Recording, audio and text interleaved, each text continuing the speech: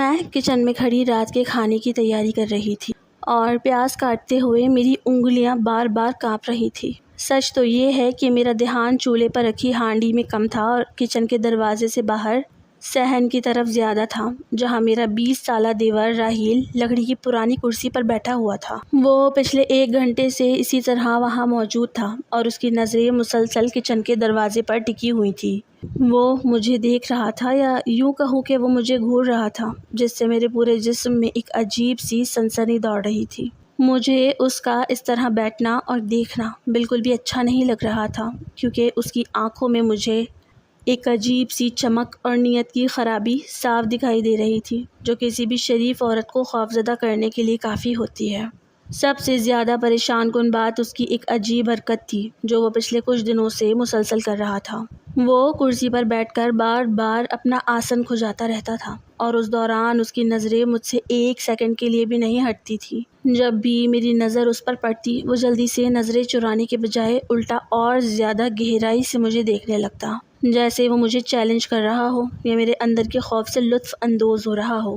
میں نے دل ہی دل میں سوچا کہ آخر اس لڑکے کو کیا ہو گیا ہے، یہ تو پہلے ایسا نہیں تھا، لیکن جب سے میرے شوہر کام کے سلسلے میں رات کو دیر سے گھر آنے لگے ہیں، تب سے راہیل کے تیور بالکل بدل چکے ہیں۔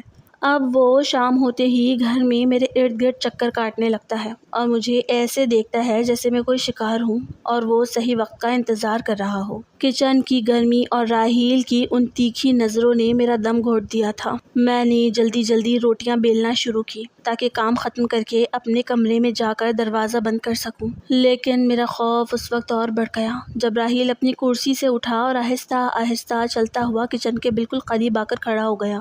اس نے کچن کے دروازے کی چوکھٹ پر اپنا ہاتھ رکھا اور اپنے مخصوص انداز میں پھر سے وہی حرکت کرنے لگا۔ اس کے چہرے پر ایک عجیب سی مسکراہٹ تھی جو مجھے اندر تک ہلا کر رکھ گئی۔ میں نے جان بوجھ کر اپنی نظریں نیچے کر لی اور برتنوں کو زور زور سے سمیٹنے لگی تاکہ اسے یہ احساس دلا سکوں کہ میں مصروف ہوں اور مجھے اس کی موجودگی پسند نہیں آ رہی، لیکن اس پر کوئی اثر نہیں ہوا۔ وہ وہیں کھڑا رہا اور اس کی سانسوں کی آواز اب مجھے کچن کے اندر تک سنائی دے رہی تھی۔ مجھے ایسا لگا جیسے وہ میرے بہت قریب آنے کا بہانہ ڈھونڈ رہا ہے۔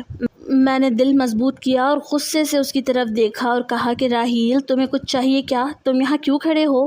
میری آواز میں سختی تھی، لیکن اندر سے میں بری طرح کانپ رہی تھی۔ میری بات سن کر اس نے ایک گہرا سانس لیا اور اپنی نظریں میری طرف جما دیں اور بولا کہ بھابھی، بس ایسے ہی دیکھ رہا تھا کہ آپ اکیلے کتنا کام کرتی ہیں۔ بھائی کو تو آپ کا بالکل خیال ہی نہیں ہے، وہ رات کو اتنی دیر سے گھر آتے ہیں اور آپ کو اس بڑی حویلی میں اکیلا چھوڑ دیتے ہیں۔ اس کی باتوں میں ایک عجیب سا طنز اور اشارہ تھا جو میری سمجھ میں صاف آ رہا تھا۔ وہ میرے شوہر کی غیر موجودگی کا فائدہ اٹھانا چاہتا تھا، یا شاید مجھے یہ احساس دلا رہا تھا کہ اس وقت گھر میں میرے اور اس کے سوا کوئی تیسرا نہیں ہے اور میں پوری طرح اس کے رحم و کرم پر ہوں۔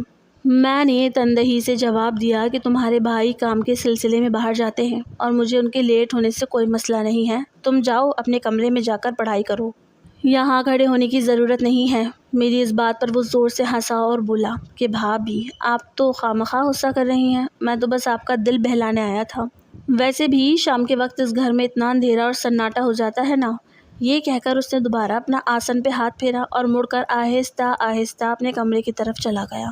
اس کے جانے کے بعد میں نے چین کا سانس لیا، لیکن میرے دل کی دھڑکن ابھی تک قابو میں نہیں آئی تھی۔ مجھے صاف لگ رہا تھا کہ اس کے دماغ میں کوئی بہت گندی سازش چل رہی ہے اور وہ کسی بڑے موقع کی تلاش میں ہے جو پچھلے کچھ دنوں سے اس کی نیت کو پوری طرح خراب کر چکا ہے۔ شام کے سائے گہرے ہو چکے تھے اور گھر میں واقعی ایک خوفناک خاموشی چھا گئی تھی۔ میرے شوہر اسلم ایک پرائیویٹ فیکٹری میں کام کرتے تھے اور پچھلے 1 مہینے سے ان کی شفٹ رات دیر تک کر دی گئی تھی۔ وہ اکثر رات کے 12 یا 1 بجے گھر لوٹتے تھے۔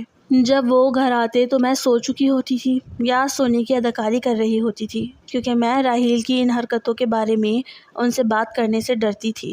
مجھے خوف تھا کہ کہیں بھائیوں میں کوئی جھگڑا نہ ہو جائے یا اسلم الٹا مجھ پر ہی شک نہ کرنے لگے، کیونکہ وہ اپنے چھوٹے بھائی سے بہت پیار کرتے تھے اور اسے معصوم سمجھتے تھے، لیکن وہ معصومیت اب ایک بھیانک چہرے میں بدل چکی تھی جو روز شام کو میرے سامنے آ کر بیٹھ جاتا تھا۔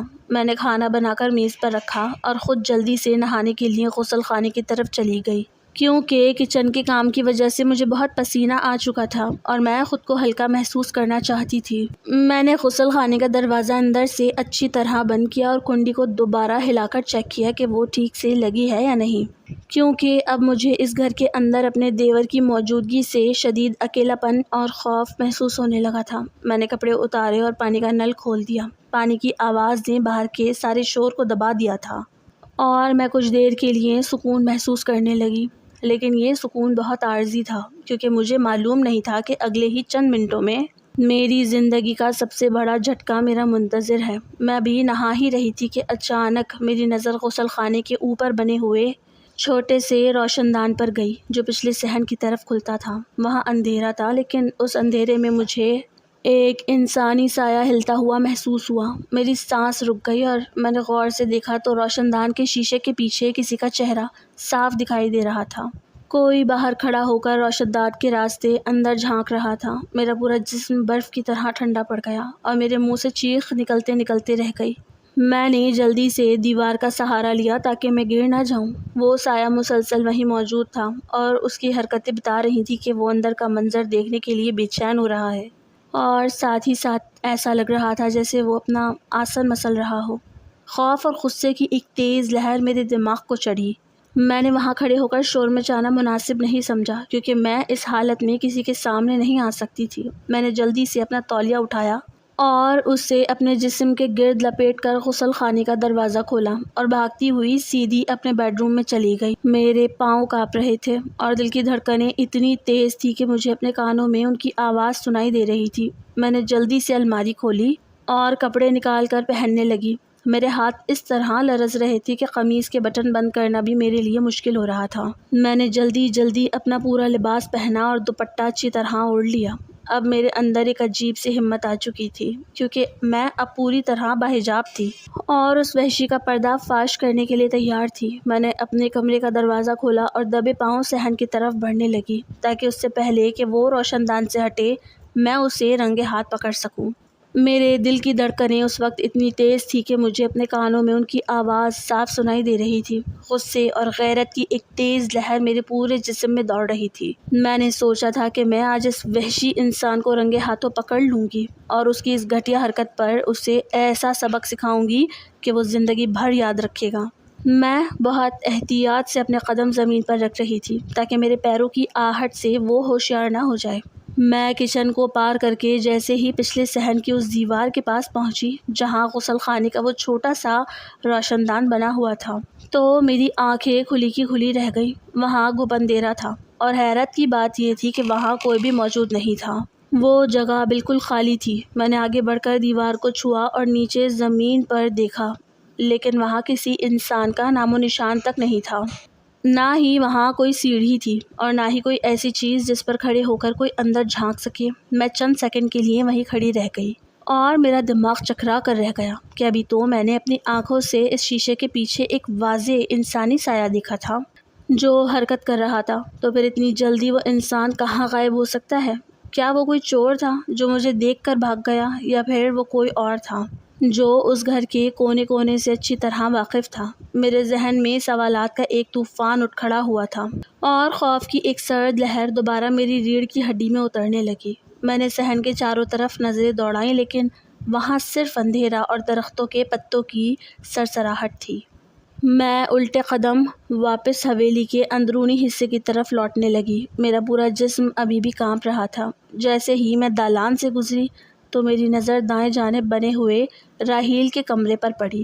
راحیل کے کمرے کا دروازہ پورا کھلا ہوا تھا اور اندر کی تیز لائٹ جل رہی تھی۔ میں نے حیرت اور شک کے ملے جلے جذبات کے ساتھ اپنے قدم اس کے کمرے کی طرف بڑھائے۔ جب میں اس کے کمرے کے بالکل سامنے سے گزری تو اندر کا منظر دیکھ کر میرے قدم وہیں جم گئے۔ راحیل اپنے کمرے کے درمیان میں کھڑا تھا اور وہ انتہائی بے چینی کے ساتھ یہاں سے وہاں ٹہل رہا تھا۔ اس کے چہرے پر شدید گھبراہٹ اور پریشانی کے تاثرات تھے۔ وہ بار بار اپنے ہاتھ ایک دوسرے سے مسل رہا تھا اور اس کی یہ بے چینی بتا رہی تھی کہ کچھ نہ کچھ بہت غلط ہوا ہے۔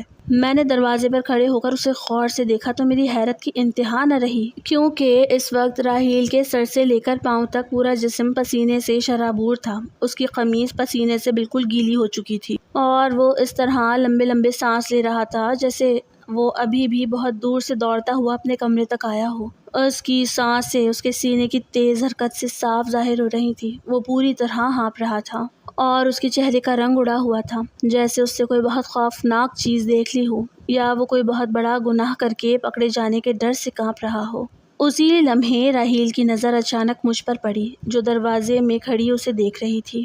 مجھے سامنے پا کر وہ بری طرح چونک اٹھا اور اس کی آنکھوں میں خوف کی ایک لہر دوڑ گئی۔ وہ وہیں سہم کر کھڑا ہو گیا اور اس نے جلدی سے اپنے چہرے کا پسینہ آستین سے صاف کرنے کی کوشش کی، لیکن اس کا یہ پسینہ اور اس کی یہ حالت اس کی چوری کو صاف ظاہر کر رہی تھی۔ میں نے اپنی حیرت اور غصے کو قابو میں کرتے ہوئے اس کی طرف دیکھا اور انتہائی سخت لہجے میں پوچھا کہ راحیل، تمہیں کیا ہوا ہے؟ تم اس طرح پسینے میں کیوں نہائے ہوئے ہو؟ اور تمہاری یہ حالت کس وجہ سے ہے؟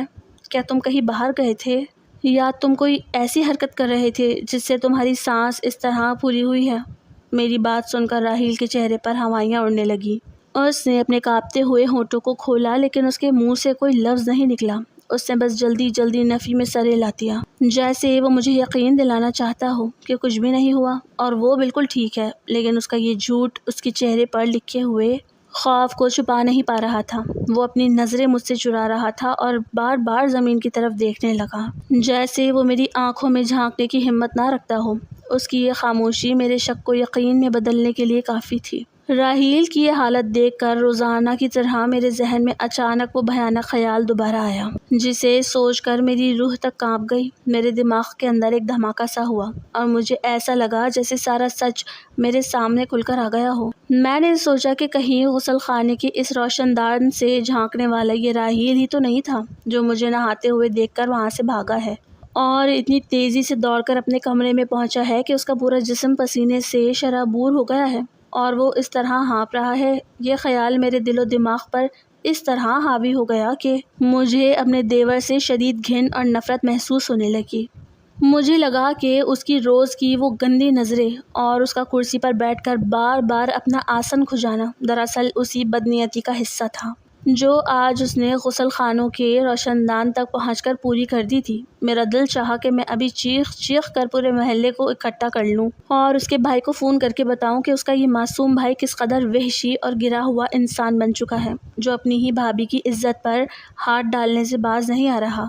میں نے غصے سے اپنا دوپٹہ مضبوطی سے تھاما اور راحیل کی طرف ایک قدم بڑھایا تاکہ میں اس کا گریبان پکڑ کر اس سے یہ سچ اگلوا سکوں اور اسے اس کی اوقات یاد دلا سکوں۔ میں ابھی اس کے کمرے کے اندر داخل ہونے ہی والی تھی اور میرے منہ سے اس پر چلانے کے لیے الفاظ نکلنے ہی والے تھے کہ اچانک حویلی کے مرکزی دروازے کے کھلنے کی بھاری آواز گونجی اور ساتھ ہی میرے شوہر اسلم کی بائک کی آواز صحن میں سنائی دینے لگی۔ اسلم روزانہ کی نسبت آج تھوڑا جلدی گھر آ گئے تھے۔ ان کے آنے کی آواز سنتے ہی میرے قدم وہیں رک گئے اور راحیل نے بھی ایک گہرا سانس لیا، جیسے اسے ڈوبتے کو تنکے کا سہارا مل گیا ہو۔ شوہر کے گھر میں داخل ہوتے ہی میرے اندر کا سارا غصہ ایک دم دباؤ میں بدل گیا۔ میں چاہ کر بھی کچھ نہ کہہ سکی اور میری زبان تالے کی طرح بند ہو گئی، کیونکہ مجھے معلوم تھا کہ اسلم اپنے اس چھوٹے بھائی سے کتنی محبت کرتے ہیں، اور اگر میں نے بغیر کسی ٹھوس ثبوت کے ان کے سامنے یہ بات رکھی تو گھر کا ماحول پل بھر میں تباہ ہو جائے گا۔ میں نے راحیل کو ایک آخری غضبناک نظر سے دیکھا اور مڑ کر جلدی سے صحن کی طرف چلی گئی تاکہ اپنے شوہر کا استقبال کر سکوں، لیکن میرے ذہن میں راحیل کا وہ پسینے سے شرابور چہرہ اور اس کی وہ گھبراہٹ کا ایک بہت بڑا سوالیہ نشان بن کر رہ گئی تھی، جس کا جواب مجھے ہر حال میں ڈھونڈنا تھا۔ اسلم اپنی بائک کھڑی کر کے ہینڈل لاک لگا رہے تھے۔ ان کے چہرے پر دن بھر کی تھکن صاف دکھائی دے رہی تھی۔ انہوں نے مجھے دیکھا تو مسکرا کر اپنا بیگ میری طرف بڑھایا اور بولے کہ عائشہ، آج فیکٹری کا کام تھوڑا جلدی ختم ہو گیا تو میں نے سوچا کہ گھر چل کر آرام کروں۔ ویسے بھی پچھلے کئی دنوں سے میں رات گئے گھر آ رہا تھا اور تم سے ٹھیک سے بات بھی نہیں ہو پا رہی تھی۔ میں نے ان کا بیگ تھاما، لیکن میرا ذہن ابھی بھی راحیل کے اس پسینے سے شرابور چہرے اور اس کی گھبراہٹ پر ہی اٹکا ہوا تھا۔ میں نے اسلم سے کہا کہ آپ ہاتھ منہ دھو لیں، میں کھانا میز پر لگاتی ہوں۔ اسلم غسل خانے کی طرف بڑھ گئے اور میں کچن میں آ کر برتن سمیٹنے لگی، لیکن میرے ہاتھ اب بھی کانپ رہے تھے۔ مجھے بار بار غسل خانے کا وہ روشن دان یاد آ رہا تھا اور میرا دل بار بار یہی کہہ رہا تھا کہ اسلم کو سب کچھ بتا دوں، لیکن ثبوت نہ ہونے کا خوف مجھے بار بار روک رہا تھا۔ میں نے سالن گرم کیا اور روٹیاں لے کر دالان میں رکھی بڑی میز کی طرف چلی گئی جہاں ہم سب مل کر کھانا کھاتے تھے۔ اسی دوران اسلم ہاتھ منہ دھو کر تولیے سے چہرہ صاف کرتے ہوئے وہاں آ کر بیٹھ گئے اور انہوں نے آواز لگائی کہ راحیل بیٹا کہاں ہو، آ جاؤ، کھانا لگ گیا ہے۔ اپنے بھائی کی آواز سن کر راحیل اپنے کمرے سے باہر نکلا، لیکن اس کے تیور اب بالکل بدلے ہوئے تھے۔ اس نے اپنے کپڑے تبدیل کر لیے تھے اور اب اس کے چہرے پر پسینے کا ایک قطرہ بھی نہیں تھا۔ وہ انتہائی معصوم اور شریف لڑکا بن کر اپنے بھائی کے سامنے آ کر بیٹھ گیا، لیکن اس کی نظریں اب بھی مجھ سے نظریں چرانے کی کوشش کر رہی تھی۔ وہ مسلسل نیچے دیکھ رہا تھا، جیسے اسے ڈر ہو کہ اگر اس نے میری آنکھوں میں دیکھا تو اس کا سارا سچ اس کے بھائی کے سامنے کھل جائے گا۔ کھانے کی میز پر ایک عجیب سی اور دم گھونٹنے والی خاموشی چھائی ہوئی تھی۔ اسلم نے نوالا توڑا اور راحیل کی طرف دیکھتے ہوئے پوچھا کہ راحیل، تمہاری پڑھائی کیسی چل رہی ہے؟ اور کالج میں سب ٹھیک ہے نا؟ پچھلے کچھ دنوں سے تم مجھے بہت چپ چاپ اور سست لگ رہے ہو، کیا کوئی پریشانی ہے؟ اپنے بھائی کا یہ سوال سن کر راحیل ایک پل کے لیے ہچکچایا اور پھر اس نے چور نظروں سے میری طرف دیکھا، پھر اپنے بھائی کو جواب دیا کہ جی بھائی سب ٹھیک ہے، بس پڑھائی کا تھوڑا لوڈ زیادہ ہے، اسی لیے تھک جاتا ہوں۔ اسلم نے پیار سے اس کے سر پر ہاتھ رکھا اور بولے کہ محنت کرو لیکن اپنی صحت کا بھی خیال رکھو۔ وہ جی میں سر ہلا کر رہ گیا، لیکن اس کے بیٹھنے کا انداز اب پھر سے بدلنے لگا تھا۔ وہ میز کے نیچے بار بار اپنا آسن کھجانے لگا اور اس کی نظریں اب دوبارہ بڑی بے شرمی سے میرے چہرے پر جم گئی، جیسے وہ اپنے بھائی کی موجودگی میں مجھے یہ چیلنج کر رہا ہو کہ تم میرا کچھ نہیں بگاڑ سکتی۔ کھانا ختم کرنے کے بعد اسلم نے ایک لمبا سانس لیا اور بولے کہ میں بہت تھک گیا ہوں عائشہ، تم برتن سمیٹ لو، میں کمرے میں جا کر لیٹ رہا ہوں۔ یہ کہہ کر اسلم اپنے کمرے کی طرف چلے گئے۔ اب دالان میں صرف میں اور راحیل اکیلے رہ گئے تھے۔ میں نے غصے سے راحیل کی طرف دیکھا اور برتن سمیٹ کر جیسے ہی کچن کی طرف بڑھی تو راحیل بھی اپنی کرسی سے اٹھ کھڑا ہوا اور آہستہ آہستہ میرے پیچھے کچن میں چلا آیا۔ میں نے سنک میں برتن رکھے اور نل کھول کر انہیں دھونے لگی تاکہ اس کی طرف دھیان نہ دوں، لیکن راحیل میرے بالکل نزدیک آیا اور انتہائی دھیمی اور پراسرار آواز میں کہنے لگا کہ بھابھی آپ برتن دھو رہی ہیں، جب تک میں یہی کچن میں آ کر کھڑا رہتا ہوں تاکہ آپ اکیلی بور نہ ہوں۔ اس کی یہ بات سن کر میرے تن بدن میں آگ لگ گئی۔ میں نے برتن دھونا روک کر غصے سے اسے جانے کا اشارہ کیا، لیکن وہ اپنی جگہ سے ایک انچ بھی نہیں ہلا، بلکہ وہ زبردستی کچن کے دروازے پر اڑ کر کھڑا ہو گیا۔ اس نے اپنے دونوں ہاتھ کچن کی چوکھٹ پر ٹکا دیے، جس سے باہر نکلنے کا راستہ پوری طرح بند ہو گیا۔ اس کا یہ زبردستی کچن کے دروازے پر کھڑا ہونا مجھے صاف بتا رہا تھا کہ وہ مجھے اپنے بس میں کرنا چاہتا ہے، یا مجھے یہ احساس دلا رہا ہے کہ اس وقت اس حویلی میں اس کے اور میرے سوا کوئی تیسرا نہیں ہے۔ اس کے چہرے پر وہی پرانی ضدی مسکراہٹ تھی اور اس کا ایک ہاتھ اب بھی اس کے آسن پر گھوم رہا تھا، جس سے مجھے شدید نفرت اور گھن محسوس ہو رہی تھی۔ میں نے دل مضبوط کیا اور صابن والے ہاتھ اس کی طرف اٹھا کر کہا کہ راحیل اپنی حد میں رہو اور یہاں سے ہٹو، ورنہ میں بھی اسلم کو آواز دے دوں گی۔ لیکن وہ میری اس دھمکی پر ذرا بھی نہیں ڈرا، بلکہ اس نے میری آنکھوں میں جھانکتے ہوئے کہا کہ بھابھی بھائی تو تھک کر سو چکے ہیں، اب آپ کی آواز ان تک نہیں پہنچے گی، اور ویسے بھی میں تو بس آپ کا دل بہلا رہا ہوں۔ اس کی زبردستی نے کچن کے اندر کا درجہ حرارت جیسے بڑھا دیا تھا اور مجھے لگ رہا تھا کہ اب مجھے اس وحشی انسان سے اپنی عزت بچانے کے لیے کوئی بہت بڑا قدم اٹھانا پڑے گا، کیونکہ اس کی نیت اب پوری طرح خراب ہو چکی تھی اور وہ کسی بھی حد تک جانے کے لیے تیار کھڑا تھا۔ میں تیزی سے برتن دھو رہی تھی اور نل سے گرتے ہوئے پانی کی آواز کے ساتھ میرے دل کی دھڑکنیں بھی تیز چل رہی تھی۔ راحیل کچن کے دروازے کے پاس کچھ دیر کے لیے خاموشی سے کھڑا رہا۔ اس کے چہرے پر کوئی غصہ یا زبردستی نہیں تھی، بلکہ وہ بس ایک نظر مجھے دیکھ رہا تھا، جیسے وہ اپنی صفائی میں کچھ کہنا چاہتا ہو۔ لیکن میری بے رخی اور غصے کو دیکھ کر اس نے آگے بڑھنے یا مجھے مزید تنگ کرنے کی کوشش بالکل نہیں کی۔ جیسے ہی میں نے آخری برتن دھو کر سنک میں رکھا، راحیل نے گہرا سانس لیا اور بغیر کچھ بولے انتہائی خاموشی سے مڑا اور اپنے کمرے کی طرف چلا گیا۔ اس کے جانے کے بعد کچن کا ماحول تو پرسکون ہو گیا، لیکن میرے دماغ کے اندر ایک طوفان مچا ہوا تھا۔ میں نے کچن کی لائٹ بند کی اور دالان کے اندھیرے کو پار کرتی ہوئی سیدھے اپنے بیڈ روم میں چلی آئی۔ میں نے کمرے کا دروازہ بند کیا اور بستر پر سوئے ہوئے اپنے شوہر اسلم کی طرف دیکھا، جو دن بھر کی فیکٹری کی سخت تھکن کی وجہ سے گہری نیند میں بے سد پڑے ہوئے تھے۔ میرے اندر کا خوف اور غصہ اس وقت عروج پر تھا۔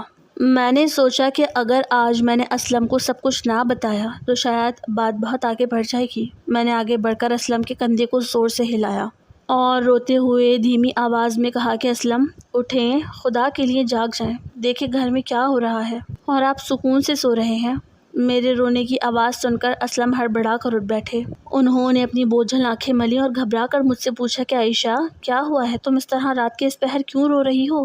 کیا کوئی چور آ گیا ہے یا تمہاری طبیعت ٹھیک نہیں ہے؟ مجھے صاف صاف بتاؤ۔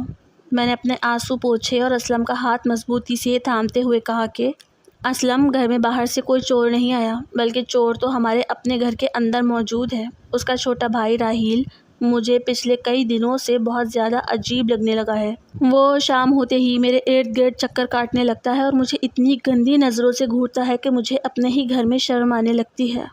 ابھی چند منٹ پہلے ہی جب آپ کمرے میں سونے آئے تو وہ کچن کے دروازے پر آ کر کھڑا ہو گیا تھا اور مجھ سے کہہ رہا تھا کہ آپ تو سو چکے ہیں اور وہ میرا دل بہلانے کے لیے وہاں کھڑا ہے۔ اس سے پہلے میں جب غسل خانے میں نہا رہی تھی تو مجھے روشن دان پر کسی کا سایہ بھی نظر آیا تھا اور مجھے پورا یقین ہے کہ وہ راحیل ہی تھا جو وہاں کھڑا ہو کر اپنا آسن مسل رہا تھا اور اندر جھانکنے کی کوشش کر رہا تھا۔ خدا کے لیے اپنے بھائی کو سمجھائیں ورنہ اس گھر میں میرا دم گھٹ جائے گا۔ میری یہ پوری بات سن کر اسلم کے چہرے کے تاثرات ایک دم بدل گئے، لیکن حیرت کی بات یہ تھی کہ ان کے چہرے پر راحیل کے لیے کوئی غصہ یا ناراضگی نہیں آئی، بلکہ انہوں نے ایک گہرا سانس لیا اور اپنے سر کو نفی میں ہلاتے ہوئے بستر سے نیچے پیر لٹکا کر بیٹھ گئے۔ انہوں نے میرا ہاتھ اپنے ہاتھ میں لیا اور مجھے دلاسا دینے کے بجائے الٹا مجھے ہی ٹوکنے لگے۔ ان کا یہ رد عمل میرے لیے کسی بہت بڑے جھٹکے سے کم نہیں تھا، کیونکہ میں نے سوچا تھا کہ وہ یہ سب سن کر ابھی باہر جائیں گے اور راحیل کی اچھی طرح کلاس لیں گے، لیکن یہاں تو کہانی بالکل الٹ ہی رخ اختیار کر رہی تھی۔ اسلم نے میری طرف بڑے پیار اور ہمدردی سے دیکھا اور بولے کہ عائشہ، تم خواہ بات کا بتنگڑ بنا رہی ہو اور اپنے دماغ میں غلط فہمیاں پال رہی ہو۔ راحیل تو ابھی بچہ ہے، وہ بہت معصوم ہے اور وہ مجھ سے اور تم سے بہت محبت کرتا ہے۔ وہ تمہیں کیوں تنگ کرنے لگا؟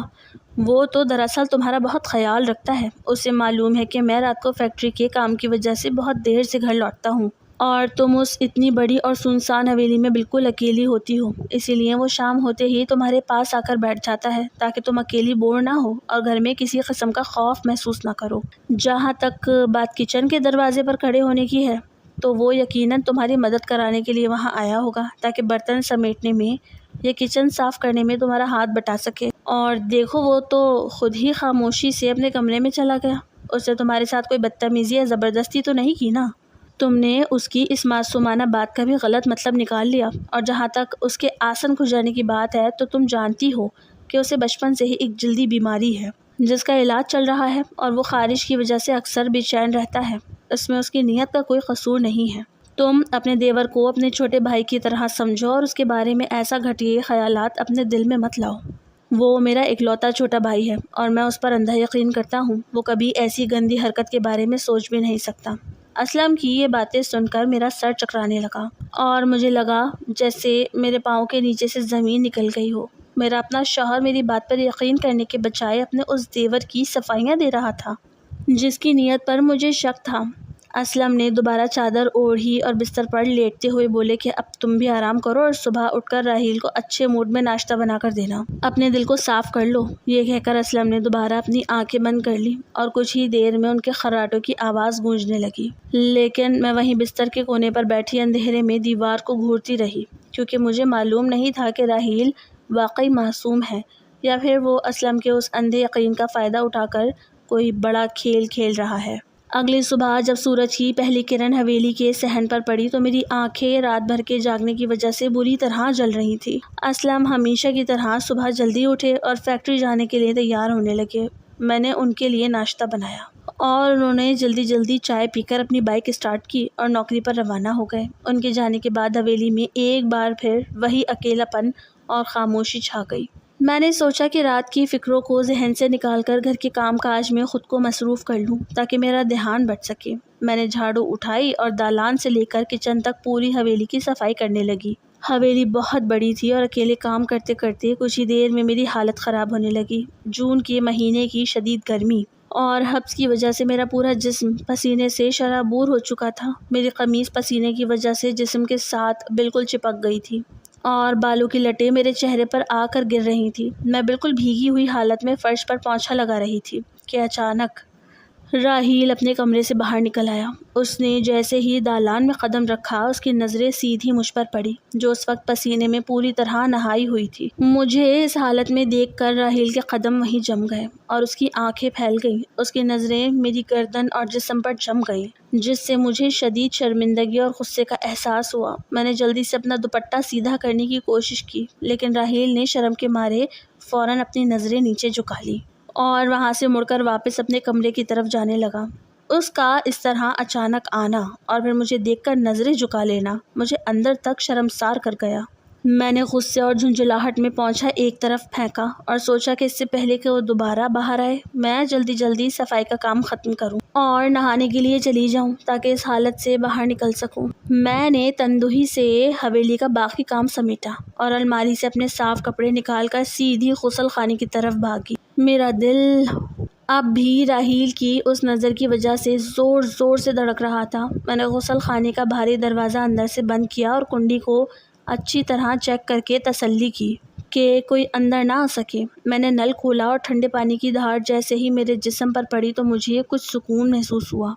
میں اپنے جسم سے وہ سارا پسینہ اور تھکن دھونے لگی لیکن میرا ذہن اب بھی اسی الجھن میں تھا کہ راحیل کی نیت واقعی خراب ہے یا وہ صرف اتفاق تھا۔ میں بھی نہا رہی تھی اور پانی مسلسل بہہ رہا تھا کہ اچانک میری چھٹے حصے نے مجھے چوکنا کر دیا۔ مجھے ایسا لگا جیسے کوئی باہر موجود ہے۔ میں نے پانی کے نیچے سے اپنا سر ہٹایا اور غسل خانے کی اس چھوٹی سی کھڑکی کی طرف دیکھا جو پچھلے صحن کی طرف کھلتی تھی۔ وہاں تپتی ہوئی دھوپ تھی لیکن اس تیز روشنی کے باوجود مجھے کھڑکی کے دھندلے شیشے کے پیچھے کسی کا گہرا سایہ صاف نظر آیا۔ وہ سایہ کھڑکی کے بالکل پاس کھڑا تھا اور اس کی حرکتیں بتا رہی تھی کہ وہ اندر جھانکنے کی پوری کوشش کر رہا ہے۔ یہ منظر دیکھ کر میری روح کانپ گئی اور غسل خانے کی کھڑکی پر اس سائے کا دوبارہ احساس ہوتے ہی میرا پرانا خوف ایک دم لوٹ آیا کہ آخر یہ سایہ کس کا ہے اور کیا راحیل اپنے کمرے سے نکل کر دوبارہ یہاں پہنچ چکا ہے۔ میں غسل خانے سے تولیہ لپیٹے نکلی اور جیسے تیسے کپڑے پہن کر باہر کی طرف دوڑی۔ میرا دل سینے میں زور زور سے ہتھوڑی کی طرح بج رہا تھا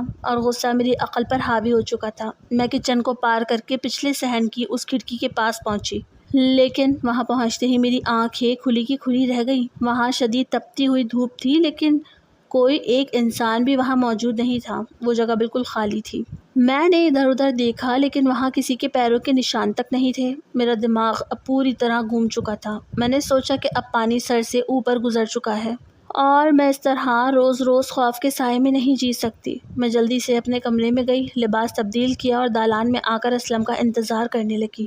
جیسے ہی اسلم شام کو فیکٹری سے واپس گھر آئے میں ان پر بری طرح چیخنے اور چلانے لگی۔ میں نے روتے ہوئے غصے سے کہا کہ اسلم، میں نے آپ سے پہلے بھی ہی کہا تھا کہ آپ کا یہ چھوٹا بھائی بہت برا ہے، اس کی نیت خراب ہے اور یہ مجھے جینے نہیں دے رہا۔ خدا کے لیے میری بات مانیں اور آج ہی اس کو اس گھر سے باہر نکالیں ورنہ میں اس حویلی میں ایک سیکنڈ بھی نہیں رہوں گی۔ اسلم میری یہ باتیں سن کر حیران رہ گئے۔ اس سے پہلے کہ وہ کچھ کہتے میں تیز قدموں سے راحیل کے کمرے کی طرف گئی اور اس کا ہاتھ پکڑ کر اسے زبردستی دالان میں اسلم کے سامنے لا کر کھڑا کر دیا۔ میں نے راحیل کے چہرے پر انگلی اٹھائی اور زور سے چلائی کہ بتاؤ اب اپنے بھائی کو کہ تم مجھے دیکھ کر کس طرح کی گھٹیا حرکتیں کرتے ہو۔ تمہیں شرم نہیں آتی اپنی بھابھی پر ایسی گندی نظریں ڈالتے ہوئے؟ راحیل معصوم بن کر سر نیچے کیے کھڑا رہا اور اس کی آنکھوں سے آنسو بہنے لگے۔ میرا غصہ یہیں ختم نہیں ہوا۔ میں نے اسی وقت فون اٹھایا اور اپنی شادی شدہ نند کو فون کر کے فوراً حویلی بلوا لیا۔ جب وہ گھر پہنچی تو میں نے اس کے سامنے راحیل کی ساری فرضی اور سچی کہانیاں رکھ دی اور غصے سے کہا کہ آؤ اور اپنے اس چھوٹے بھائی کو اپنے ساتھ اپنے گھر لے جاؤ۔ میں اسے اس حویلی میں ایک منٹ بھی برداشت نہیں کروں گی۔ نند نے جب یہ سب سنا تو وہ بھی پریشان ہو گئی لیکن اسی لمحے اسلم نے راحیل کا بازو تھام کر اسے اپنے پیچھے چھپا لیا۔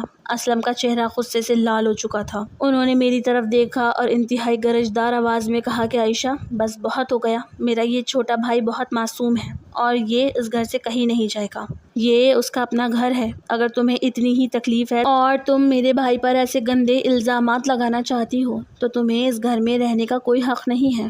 اگر جانا ہے تو تم خود اس گھر سے چلی جاؤ۔ یہ کہہ کر اسلم نے زبردستی میرا ہاتھ پکڑا اور مجھے حویلی کے مرکزی دروازے سے باہر نکال دیا اور میری نند کو بھی خاموشی سے واپس بھیج دیا۔ انہوں نے دروازہ اندر سے بند کر لیا اور مجھے میرے میکے جانے پر مجبور کر دیا۔ میں روتی ہوئی انتہائی بے بسی اور پچھتاوے کی حالت میں سیدھی اپنی ماں کے گھر پہنچی۔ میرے بال بکھرے ہوئے تھے اور آنسو تھمنے کا نام نہیں لے رہے تھے۔ میں نے جاتے ہی اپنی ماں کے گلے لگ کر اونچی آواز میں رونا شروع کر دیا۔ میں نے روتے ہوئے کہا کہ اماں، میرا دیور بہت برا انسان ہے۔ اس نے اسلم کے سامنے ایسا معصوم بننے کا ڈرامہ کیا کہ اسلم نے اپنے بھائی کی خاطر مجھے ہی گھر سے نکال دیا۔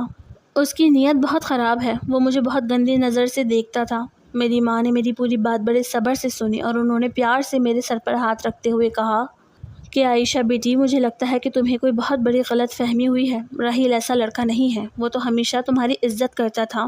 لیکن میں نے اپنی ماں کی بات کو فوراً رد کر دیا اور غصے سے کہا کہ نہیں اماں، عورت ذات جو ہوتی ہے نا، اس کو سب پتہ ہوتا ہے۔ اس کو اچھی طرح معلوم ہوتا ہے کہ اس کی طرف اٹھنے والی نظر کیسی ہے اور سامنے والے کی نیت میں کیا چھپا ہے۔ عورت کبھی اپنی چھٹی حس میں غلط نہیں ہو سکتی۔ میری ماں نے ایک گہرا سانس لیا اور مجھے سمجھاتے ہوئے دھیمی آواز میں بولی کہ بیٹی، کبھی کبھی عورت کو بھی بہت بڑی غلط فہمی ہو جاتی ہے اور وہ حالات کو ویسا دیکھتی ہے جیسا اس کا شک اسے دکھاتا ہے۔ اماں چاہتی تھی کہ میں کسی نہ کسی طرح واپس اپنے گھر چلی جاؤں، کیونکہ انہیں ہر وقت یہی ڈر لگا رہتا تھا کہ اگر میرا بسا بسایا گھر ٹوٹ گیا تو میری چھوٹی بہنوں کی شادیاں کیسے ہوں گی اور ان کا مستقبل کیا ہوگا۔ ان کے بار بار سمجھانے اور مجبور کرنے پر نہ چاہتے ہوئے بھی میں بھاری دل کے ساتھ واپس اسلم کے گھر آ گئی۔ لیکن اب حویلی کا ماحول پہلے جیسا نہیں رہا تھا۔ اب مجھے رات تو کیا، دن کے وقت بھی اس بڑی حویلی میں شدید خوف آتا تھا۔ میں سارا وقت اپنے کمرے میں بند رہتی تھی اور راحیل نے بھی اب میرے سامنے آنا بالکل چھوڑ دیا تھا۔ وہ یا تو اپنے کمرے میں رہتا یا پھر باہر چلا جاتا تھا، اور میرے شوہر اسلم بھی اب مجھ سے بہت خاموش اور اکھڑے اکھڑے رہتے تھے، جیسے ان کے دل میں میرے لیے وہ پرانی محبت ختم ہو چکی ہو۔ اور پھر ایک ایسی رات آئی جس نے اس حویلی کے سارے رازوں سے پردہ اٹھا دیا۔ اس رات اسلم فیکٹری کے کام کی وجہ سے گھر واپس نہیں لوٹے تھے اور میں اپنے کمرے میں اکیلی بیڈ پر لیٹی ہوئی تھی۔ حویلی میں گپ اندھیرا اور قبرستان جیسا سناٹا چھایا ہوا تھا کہ اچانک آدھی رات کے وقت مجھے اپنے ہی بند کمرے میں کسی اجنبی انسان کی موجودگی کا شدید احساس ہوا۔ مجھے لگا کہ اندھیرے میں کوئی بہت خاموشی سے سانس لے رہا ہے۔ کمرے میں مکمل بلیک آؤٹ تھا، اسی لیے میں ڈر کے مارے جھٹکے سے بستر پر اٹھ کر بیٹھ گئی اور خوف سے کانپتے ہاتھوں سے جیسے ہی میں نے سائڈ ٹیبل پر رکھے لیمپ کا بٹن دبا کر لائٹ آن کی تو میرے منہ سے ایک فلک شگاف چیخ نکل گئی اور میرا پورا جسم برف کی طرح ٹھنڈا پڑ گیا، کیونکہ ایک بالکل انجان اور وحشی شکل کا شخص میرے سرہانے کھڑا تھا اور اس کی گندی آنکھوں میں ہوس صاف ناچ رہی تھی۔ خوف سے میری روح تھر تھرا اٹھی اور مجھے لگا کہ اب میری عزت اور جان بچانے والا کوئی نہیں ہے۔ اس سے پہلے کہ وہ بدماش مجھ پر جھپٹتا یا میرا منہ بند کرنے کی کوشش کرتا، اچانک میرے بیڈ روم کا دروازہ ایک دھماکے سے کھلا اور راحیل بجلی کی تیزی سے پیچھے سے اندر داخل ہوا۔ اس کے ہاتھ میں لوہے کا ایک بڑا بھاری پائپ تھا جو وہ شاید پہرے داری کے لیے اپنے پاس رکھتا تھا۔ راحیل نے اپنی جان کی پرواہ کیے بغیر اس وحشی شخص پر حملہ کر دیا اور نہ جانے راحیل نے اتنی طاقت سے اس کے سر پر کیا مارا تھا کہ وہ بدماش ایک زوردار آواز کے ساتھ وہیں زمین پر گر کر شدید زخمی حالت میں بے ہوش ہو گیا۔ اس غیر متوقع واقعے نے مجھے شوق میں ڈال دیا تھا۔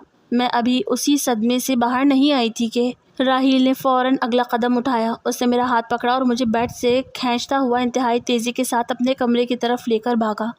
اس نے مجھے اپنے کمرے کے اندر بھیجا اور خود باہر کھڑے ہو کر فوراً اپنے بھائی اسلم کو فون ملا دیا۔ اس نے ہانپتے ہوئے فون پر کہا کہ بھائی جلدی گھر پہنچے، حویلی میں کچھ غلط لوگ گھس آئے ہیں۔ فون بند کرنے کے بعد راحیل خود بھی کمرے کے اندر آ گیا اور اس نے دروازے کو مضبوطی سے لاک کر دیا۔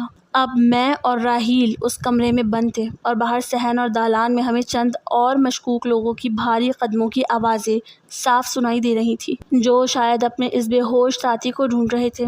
حویلی کا ماحول اب ایک جنگ کے میدان میں بدل چکا تھا۔ میں خوف سے بری طرح کانپ رہی تھی اور میری آنکھوں سے مسلسل آنسو بہہ رہے تھے۔ میں نے اپنے دونوں ہاتھ جوڑ کر روتے ہوئے پوچھا کہ راحیل، خدا کے لیے مجھے بتاؤ یہ لوگ کون ہیں اور ہمارے گھر میں کیوں گھس آئے ہیں؟ راحیل نے دیوار سے ٹیک لگائی اور اس کے چہرے پر اب کوئی خوف نہیں تھا بلکہ ایک سچے محافظ کی چمک تھی جو اپنی بھابھی کی عزت کے لیے کچھ بھی کرنے کو تیار تھا۔ میں اور راحیل کمرے کے اندر بند تھے اور باہر دالان میں بدماشوں کے بھاری قدموں کی آوازیں اب ہمارے بالکل قریب آ چکی تھی۔ میرے دل کی دھڑکنیں خوف کی وجہ سے رکنے لگی تھی اور میں بار بار کھڑکی کی طرف دیکھ رہی تھی کہ کاش اسلم کسی طرح وہاں پہنچ جائیں۔ راحیل نے مجھے تسلی دی اور بولا کہ بھابھی آپ بالکل مت ڈریں، جب تک میں زندہ ہوں آپ کو کوئی ہاتھ بھی نہیں لگا سکتا۔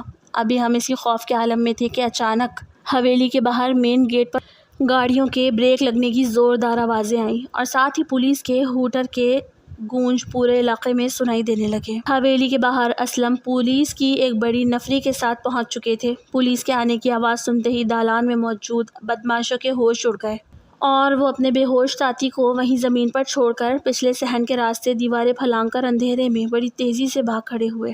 پولیس نے حویلی کا دروازہ کھولا اور اندر داخل ہو کر اس زخمی بدماش کو اپنے قبضے میں لے لیا جسے راحیل نے پائپ مار کر گرا دیا تھا۔ اسلم بھاگتے ہوئے راحیل کے کمرے کی طرف آئے اور انہوں نے زور زور سے دروازہ کھٹکھٹایا۔ راحیل نے جیسے ہی لاک کھولا میں اسلم کو سامنے دیکھ کر ان کے گلے لگ گئی اور پھوٹ پھوٹ کر رونے لگی۔ میرے اندر کا سارا خوف اب آنسو بن کر بہہ رہا تھا۔ اسلم نے میرے سر پر ہاتھ رکھا اور ان کی آنکھوں میں شدید پچھتاوا اور شرمندگی تھی۔ وہ بار بار مجھ سے اور راحیل سے معافی مانگ رہے تھے کہ ان کی ایک بڑی غلطی کی وجہ سے آج ہماری جانیں خطرے میں پڑ گئی تھیں۔ جب پولیس اس بدماش کو لے کر چلی گئی تو ہم سب دالان میں بیٹھ گئے جہاں اسلم نے روتے ہوئے اس پورے معاملے کی سچی ترتیب ہمارے سامنے رکھی۔ اسلم نے میرا ہاتھ تھاما اور بولے کہ عائشہ مجھے معاف کر دو، میں نے تم پر یقین نہیں کیا اور تمہیں میکے بھیج دیا۔ سچ تو یہ ہے کہ پچھلے کچھ مہینوں سے فیکٹری میں نقصان ہونے کی وجہ سے میں ایک بہت بڑے معاشی بحران کا شکار ہو گیا تھا اور میں نے فیکٹری کو بچانے کے لیے بازار کے کچھ بہت غلط اور خطرناک لوگوں سے ایک بہت بڑی رقم قرضہ لی تھی۔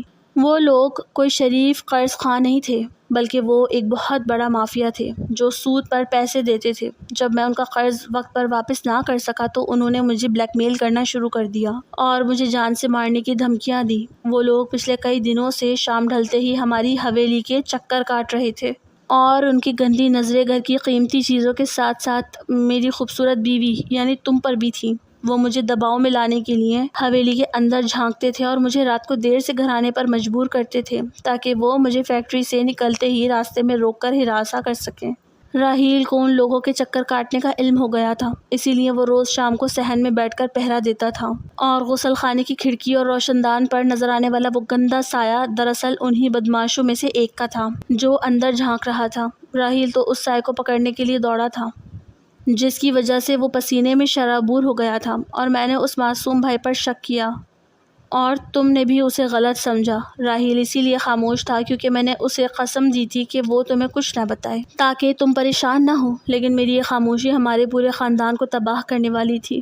اسلم کا یہ سارا انکشاف سن کر میری آنکھیں کھل گئی اور مجھے اپنے شک پر شدید پچھتاوا ہوا۔ میں نے فوراً راحیل کی طرف دیکھا اور ہاتھ جوڑ کر اس معصوم دیور سے معافی مانگی جس نے اپنی جان پر کھیل کر آج میری عزت اور گھر کو بچایا تھا۔ راحیل نے مسکرا کر میرے ہاتھ پیچھے کیے اور بولا کہ بھابھی آپ تو میری ماں جیسی ہیں، آپ مجھ سے معافی مت مانگے، میں تو بس اپنا فرض نبھا رہا تھا۔ اس کے بعد میں نے ایک بڑا فیصلہ کیا۔ میں اپنے کمرے میں گئی اور الماری سے اپنا وہ سارا سونا اور زیور نکال لائی جو میری شادی پر میری ماں نے مجھے دیا تھا۔ میں نے وہ سارے زیورات اسلم کے ہاتھ میں رکھ دیے اور انتہائی مضبوط لہجے میں کہا کہ اسلم ان زیورات کو ابھی بیچ دیں اور ان بدماشوں کا جتنا بھی قرض ہے وہ پورا اسی وقت ادا کرتے، کیونکہ میری عزت اور میری سہاگ سے بڑھ کر یہ سونا میرے لیے کچھ بھی نہیں ہے۔ جب تک ہم اس قرضے سے آزاد نہیں ہوں گے ہمیں سکون نہیں ملے گا۔ اسلم نے روتے ہوئے وہ زیورات لیے اور اگلے ہی دن بازار جا کر انہیں بیچ کر اس مافیا کا ایک ایک روپیہ سود سمیت واپس کر دیا اور پولیس کی مدد سے ان کا چیپٹر ہمیشہ کے لیے بند کروا دیا۔ قرضے سے نجات ملنے کے بعد جیسے ہماری حویلی میں ایک نیا سورج طلوع ہوا ہو، اب حویلی کا وہ پرانا خوف اور اندھیرا ہمیشہ کے لیے ختم ہو چکا تھا۔ اسلم کی نوکری بھی اب پرسکون ہو گئی تھی اور وہ وقت پر گھر آنے لگے تھے۔ گھر کے حالات ٹھیک ہوتے ہی میں نے اور اسلم نے راحیل کی طرف توجہ دی۔ راحیل کو بچپن سے جو جلدی بیماری تھی اس کی وجہ سے وہ ہر وقت بے چین رہتا تھا اور اپنا آسن کھجاتا رہتا تھا۔ ہم اسے شہر کے سب سے بڑے اور ماہر جلدی امراض کے ڈاکٹر کے پاس لے گئے۔ ڈاکٹر نے اس کا معائنہ کیا اور بتایا کہ یہ ایک معمولی اعصابی خارش ہے جو صحیح ادویات اور کریم کے استعمال سے بالکل ٹھیک ہو سکتی ہے۔ ہم نے باقاعدگی سے راحیل کا علاج کروایا اور کچھ ہی ہفتوں میں اس کی وہ پرانی عادت اور بیماری پوری طرح ختم ہو گئی۔ اب وہ بالکل تندرست اور پرسکون ہو چکا تھا اور میرے دل پر ہمیشہ کے لیے نقش ہو گیا کہ ہر چمکتی چیز سونا نہیں ہوتی اور ہر نظر آنے والا منظر سچ نہیں ہوتا۔ انسان کو کبھی بھی محض ظاہری عادات یا حالات کو دیکھ کر کسی کی نیت پر شک نہیں کرنا چاہیے، کیونکہ شک ایک ایسا دیمک ہے جو ہنستے کھیلتے خاندانوں کو پل بھر میں تباہ کر دیتا ہے۔ اگر اس رات راحیل اپنی بہادری نہ دکھاتا تو شاید آج میں زندہ نہ ہوتی۔ ہماری حویلی اب دوبارہ محبت اور خوشیوں کا گہوارہ بن چکی تھی، جہاں بھائیوں کا پیار اور ایک دوسرے پر یقین پہلے سے بھی زیادہ مضبوط ہو چکا تھا، اور میں اپنے اس ہیرو دیور کی عزت اپنی سگی اولاد کی طرح کرتی تھی۔